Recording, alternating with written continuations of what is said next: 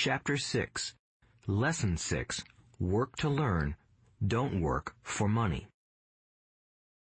Job security meant everything to my educated dad. Learning meant everything to my rich dad. A few years ago, I granted an interview with a newspaper in Singapore. The young female reporter was on time, and the interview got underway immediately. We sat in the lobby of a luxurious hotel, sipping coffee and discussing the purpose of my visit to Singapore.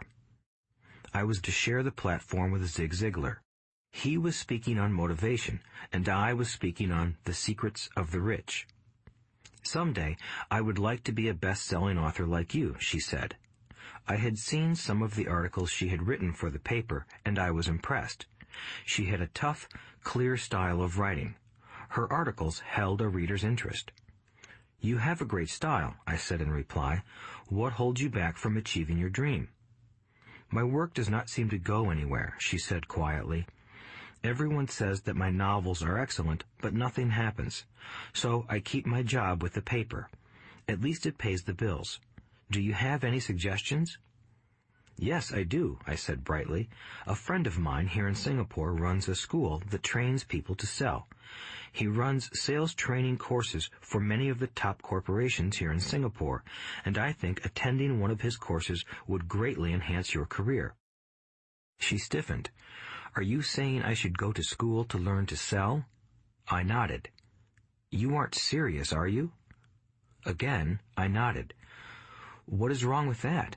I was now backpedaling.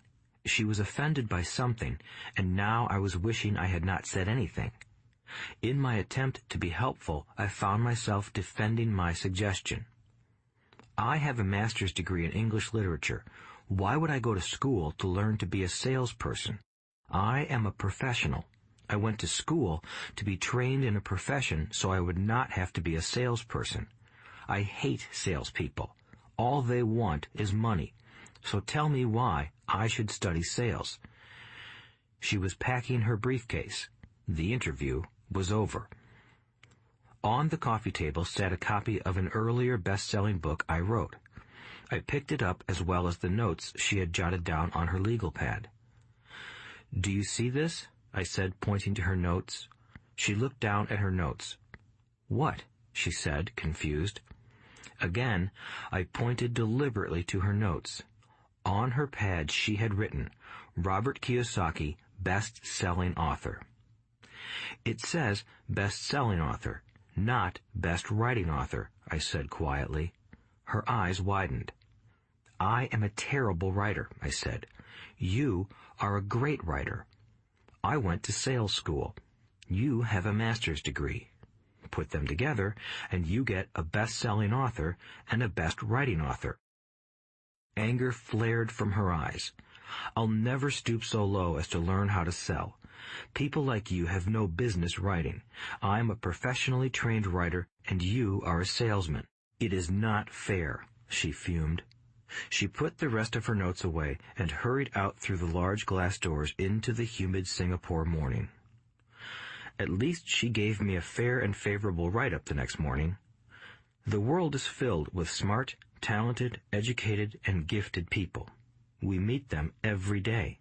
They are all around us. A few days ago, my car was not running well.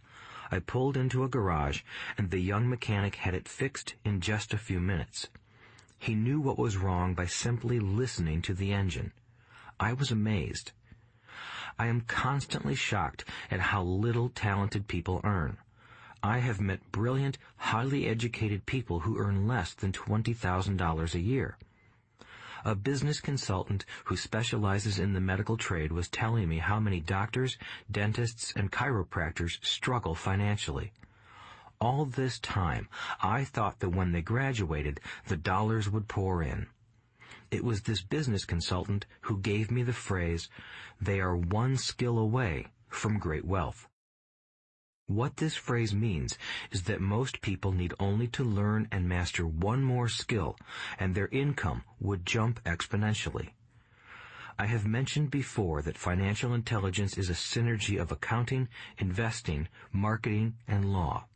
Combine those 4 technical skills, and making money with money is easier than most people would believe. When it comes to money, the only skill most people know is to work hard. The classic example of a synergy of skills was that young writer for the newspaper. If she diligently learned the skills of sales and marketing, her income would jump dramatically. If I were her, I would take some courses in advertising copywriting as well as sales. Then, instead of working at the newspaper, I would seek a job at an advertising agency. Even if it were cut and pay, she would learn how to communicate in shortcuts that are used in successful advertising. She also would spend time learning public relations, an important skill. She would learn how to get millions in free publicity. Then, at night and on weekends, she could be writing her great novel. When it was finished, she would be better able to sell her book. Then, in a short while, she could be a best-selling author. When I came out with my first book, If You Want to Be Rich and Happy, Don't Go to School, a publisher suggested I change the title to The Economics of Education. I told the publisher that, with a title like that, I would sell 2 books, one to my family and one to my best friend. The problem is that they would expect it for free. The obnoxious title, If You Want to Be Rich and Happy, Don't Go to School, was chosen because we knew it would get tons of publicity. I am pro-education and believe in education reform. If I were not pro-education, why would I continue to press for changing our antiquated educational system? So I chose a title that would get me on more TV and radio shows simply because I was willing to be controversial. Many people thought I was a fruitcake, but the book sold and sold. When I graduated from the U.S. Merchant Marine Academy in 1969, my educated dad was happy. Standard Oil of California had hired me for its oil tanker fleet as a third mate. The pay was low compared with my classmates, but it was okay for a first real job after college. My starting pay was about $42,000 a year, including overtime, and I only had to work for 7 months. I had 5 months of vacation. If I had wanted to, I could have taken the run to Vietnam with a subsidiary shipping company and easily doubled my pay instead of taking 5 months of vacation. I had a great career ahead of me, yet I resigned after 6 months with the company and joined the Marine Corps to learn how to fly. My educated dad was devastated. Rich Dad congratulated me. In school and in the workplace, the popular opinion is the idea of specialization. That is, in order to make more money or get promoted, you need to specialize. That is why medical doctors immediately begin to seek a specialty such as orthopedics or pediatrics. The same is true for accountants, architects, lawyers, pilots, and others. My educated dad believed in the same dogma. That is why he was thrilled when he eventually achieved his doctorate. He often admitted that schools reward people who study more and more about less and less. Rich Dad encouraged me to do exactly the opposite. You want to know a little about a lot, was his suggestion. That is why for years I worked in different areas of his companies. For a while, I worked in his accounting department. Although I would probably never have been an accountant, he wanted me to learn via osmosis. Rich Dad knew I would pick up jargon and a sense of what is important and what is not. I also worked as a busboy and construction worker as well as in sales, reservations, and marketing. He was grooming Mike and me. That is why he insisted we sit in on the meetings with his bankers, lawyers, accountants, and brokers. He wanted us to know a little about every aspect of his empire. When I quit my high-paying job with Standard Oil, my educated dad had a heart-to-heart talk with me. He was bewildered. He could not understand my decision to resign from a career that offered high pay, great benefits, lots of time off, and opportunity for promotion. When he asked me one evening, "Why did you quit?" I could not explain it to him, though I tried hard to. My logic did not fit his logic. The big problem was that my logic was my rich dad's logic. Job security meant everything to my educated dad. Learning meant everything to my rich dad. Educated dad thought I went to school to learn to be a ship's officer. Rich dad knew that I went to school to study international trade. So, as a student, I made cargo runs, navigating large freighters, oil tankers, and passenger ships to the Far East and the South Pacific. Rich dad emphasized that I should stay in the Pacific instead of taking ships to Europe because he knew that the emerging nations were in Asia, not Europe. While most of my classmates, including Mike, were partying at their fraternity houses, I was studying trade, people, business styles, and cultures in Japan, Taiwan, Thailand, Singapore, Hong Kong, Vietnam, Korea, Tahiti, Samoa, and the Philippines. I was partying also, but it was not in any frat house. I grew up rapidly. Educated dad just could not understand why I decided to quit and join the Marine Corps. I told him I wanted to learn to fly, but really I wanted to learn to lead troops. Rich dad explained to me that the hardest part of running a company is managing people. He had spent 3 years in the Army. My educated dad was draft exempt. Rich dad valued learning to lead men into dangerous situations. Leadership is what you need to learn next, he said. If you are not a good leader, you'll get shot in the back, just like they do in business. Returning from Vietnam in 1973, I resigned my commission, even though I loved flying. I found a job with Xerox Corporation. I joined it for one reason, and it was not for the benefits. I was a shy person, and the thought of selling was the most frightening subject in the world. Xerox has one of the best sales trainings programs in America. Rich dad was proud of me. My educated dad was ashamed. Being an intellectual, he thought that salespeople were below him. I worked with Xerox for 4 years until I overcame my fear of knocking on doors and being rejected. Once I could consistently be in the top 5 in sales, I again resigned and moved on, leaving behind another great career with an excellent company. In 1977, I formed my first company. Rich dad had groomed Mike and me to take over companies, so I now had to learn to form them and put them together. My first product, the nylon and Velcro wallet, was manufactured in the Far East and shipped to a warehouse in New York, near where I had gone to school. My formal education was complete, and it was time to test my wings. If I failed, I would go broke. Rich dad thought it best to go broke before 30. You still have time to recover, was his advice.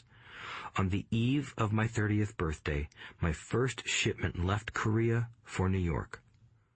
Today, I still do business internationally, and as my rich dad encouraged me to do, I keep seeking the emerging nations.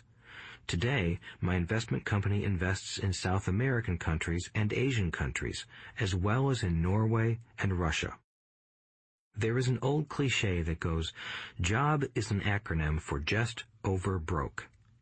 Unfortunately, I would say that applies to millions of people. Because school does not think financial intelligence is an intelligence, most workers live within their means. They work and they pay bills. There is another horrible management theory that goes, workers work hard enough to not be fired, and owners pay just enough so that workers won't quit. And if you look at the pay scales of most companies, again, I would say there is a degree of truth to that statement. The net result is that most workers never get ahead. They do what they've been taught to do, get a secure job. Most workers focus on working for pay and benefits that reward them in the short term, but are often disastrous in the long run. Instead, I recommend to young people to seek work for what they will learn, more than what they will earn.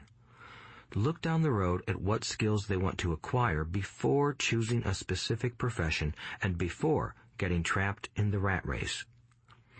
Once people are trapped in the lifelong process of bill paying, they become like those little hamsters running around in those metal wheels. Their little furry legs are spinning furiously, the wheel is turning furiously, but come tomorrow morning, they'll still be in the same cage. Great job.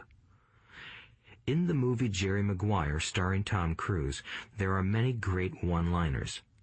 Probably the most memorable is, "Show me the money." But there is one line I thought most truthful.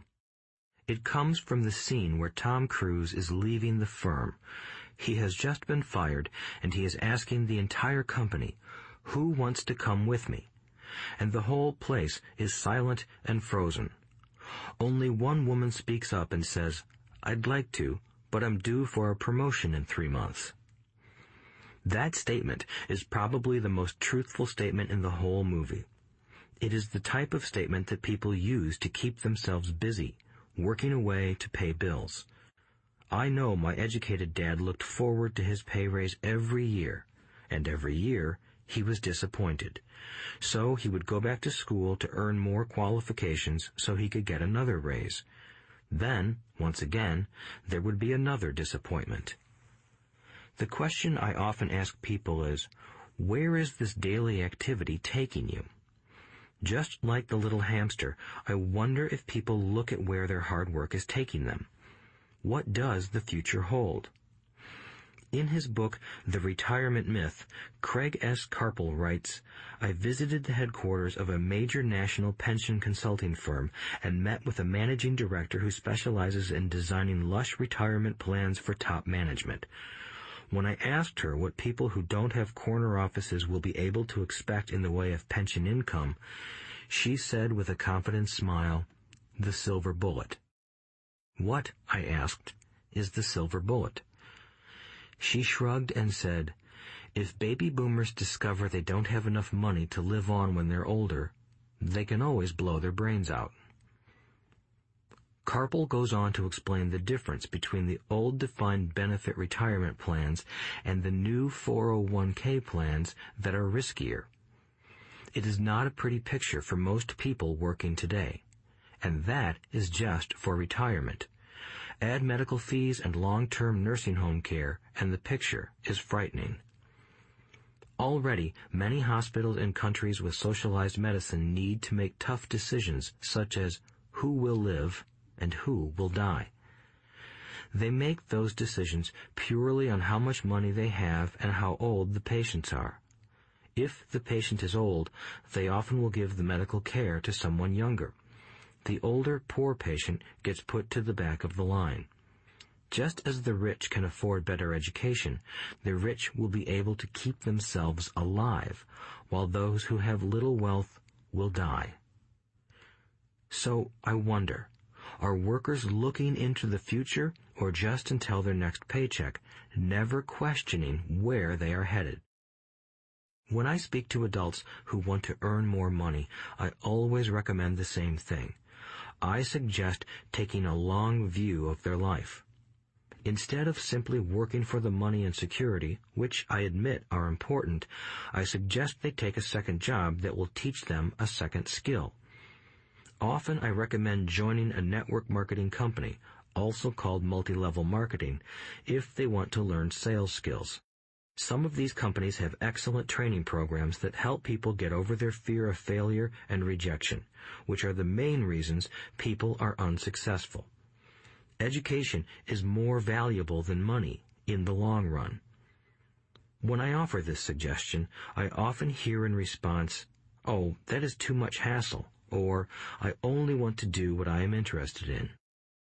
If they say, "It's too much of a hassle," I ask, "So you would rather work all your life giving 50% of what you earn to the government?" If they tell me, "I only do what I am interested in," I say, "I'm not interested in going to the gym, but I go because I want to feel better and live longer." Unfortunately, there is some truth to the old statement, "You can't teach an old dog new tricks." Unless a person is used to changing, it's hard to change. But for those of you who might be on the fence when it comes to the idea of working to learn something new, I offer this word of encouragement. Life is much like going to the gym. The most painful part is deciding to go. Once you get past that, it's easy. There have been many days I have dreaded going to the gym, but once I am there and in motion, it is a pleasure. After the workout is over, I am always glad I talked myself into going. If you are unwilling to work to learn something new and instead insist on becoming highly specialized within your field, make sure the company you work for is unionized. Labor unions are designed to protect specialists. My educated dad, after falling from grace with the governor, became the head of the teachers' union in Hawaii. He told me that it was the hardest job he ever held. My rich dad, on the other hand, spent his life doing his best to keep his companies from becoming unionized. He was successful. Although the unions came close, Rich Dad was always able to fight them off. Personally, I take no sides because I can see the need for and the benefits of both sides. If you do as school recommends, become highly specialized, then seek union protection. For example, had I continued with my flying career, I would have sought a company that had a strong pilots union. Why? Because my life would be dedicated to learning a skill that was valuable in only one industry. If I were pushed out of that industry, my life's skills would not be as valuable to another industry. A displaced senior pilot with 100,000 hours of heavy airline transport time, earning $150,000 a year, would have a hard time finding an equivalent high-paying job teaching in school. Skills do not necessarily transfer from industry to industry. Skills the pilots are paid for in the airline industry are not as important in, say, the school system. The same is true even for doctors today. With all the changes in medicine, many medical specialists are needing to conform to medical organizations such as HMOs. School teachers definitely need to be union members. Today in America, the teachers' union is the largest and the richest labor union of all. The NEA, the National Education Association, has tremendous political clout. Teachers need the protection of their union because their skills are also of limited value to an industry outside of education. So the rule of thumb is, highly specialized, then unionize. It's the smart thing to do. When I ask the classes I teach, how many of you can cook a better hamburger than McDonald's, almost all the students raise their hands. I then ask, so if most of you can cook a better hamburger, how come McDonald's makes more money than you? The answer is obvious. McDonald's is excellent at business systems. The reason so many talented people are poor is because they focus on building a better hamburger and know little to nothing about business systems. A friend of mine in Hawaii is a great artist. He makes a sizable amount of money. One day, his mother's attorney called to tell him that she had left him $35,000. That is what was left of her estate after the attorney and the government took their shares. Immediately, he saw an opportunity to increase his business by using some of this money to advertise. 2 months later, his first 4-color full-page ad appeared in an expensive magazine that targeted the very rich. The ad ran for 3 months. He received no replies from the ad, and all of his inheritance is now gone. He now wants to sue the magazine for misrepresentation. This is a common case of someone who can build a beautiful hamburger but knows little about business. When I asked him what he learned, his only reply was, "Advertising salespeople are crooks." I then asked him if he would be willing to take a course in sales and a course in direct marketing. His reply, "I don't have the time, and I don't want to waste my money." The world is filled with talented poor people. All too often, they're poor or struggle financially or earn less than they are capable of, not because of what they know, but because of what they do not know. They focus on perfecting their skills at building a better hamburger rather than the skills of selling and delivering the hamburger. Maybe McDonald's does not make the best hamburger, but they are the best at selling and delivering a basic average burger. Poor Dad wanted me to specialize. That was his view on how to be paid more. Even after being told by the governor of Hawaii that he could no longer work in state government, my educated dad continued to encourage me to get specialized. Educated Dad then took up the cause of the teachers' union, campaigning for further protection and benefits for these highly skilled and educated professionals. We argued often, but I know he never agreed that over-specialization is what caused the need for union protection. He never understood that the more specialized you become, the more you are trapped and dependent on that specialty. Rich Dad advised that Mike and I groom ourselves. Many corporations do the same thing.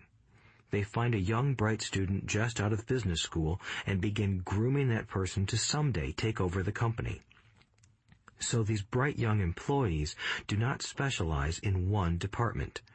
They are moved from department to department to learn all the aspects of business systems. The rich often groom their children or the children of others. By doing so, their children gain an overall knowledge of the operations of the business and how the various departments interrelate. For the World War II generation, it was considered bad to skip from company to company. Today, it is considered smart. Since people will skip from company to company rather than seek greater specialization in skills, why not seek to learn more than to earn? In the short term, it may earn you less, but it will pay dividends in the long term. The main management skills needed for success are 1. Management of cash flow, 2. Management of systems, 3. Management of people.